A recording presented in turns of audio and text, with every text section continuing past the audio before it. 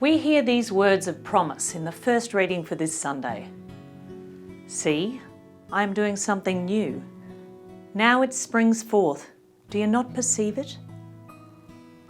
These words were addressed to the Jewish people after almost 70 years of exile in Babylon.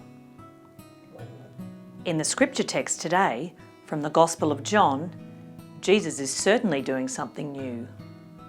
What springs forth is a call for each person to be released from the vicious spiral of retribution and punishment. The story starts with a small but important detail. Jesus has spent the night on the Mount of Olives where he would go to pray. The scribes and the Pharisees have come up with the perfect plan to trap Jesus once and for all. The woman they drag before them is simply the object in their scheme. They know full well that if Jesus condones the woman's death, he will be contravening Roman law. Only the Roman governor Pilate could authorise capital punishment. In their plan, the only other option for Jesus is to break the law of Moses. For the scribes and the Pharisees, it's clear that there are only two choices. There is this or that. John's Gospel is sometimes referred to as the Gospel of miracles, signs and wonders. It is in this text that Jesus perhaps performs one of his greatest miracles. Jesus speaks only one sentence. Yet there is clearly something deeply transformative about his presence. The tone of his words, the movement of his body, his eye contact with each person in the crowd. A night and a life of prayer and contemplation prepares Jesus to respond to the questions and accusations in a completely new way. A third option, a way of non-violence, compassion and mercy. Jesus reflects the question, "Now what do you say?" back at the accusers.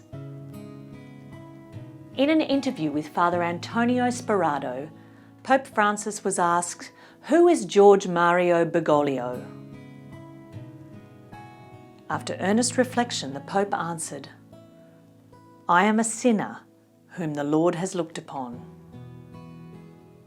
In the Gospel of Luke, Jesus says that he came to seek out and save the lost. In today's Gospel text, the woman has lost her dignity and may even lose her very life. But the Pharisees and scribes are lost as well. They just don't know it. They are lost in a sea of self-righteousness, arrogance, and anger.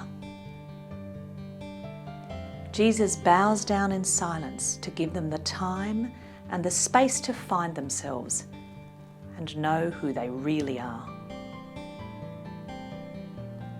After they have all gone, Jesus looks upon the woman as a person, not a thing.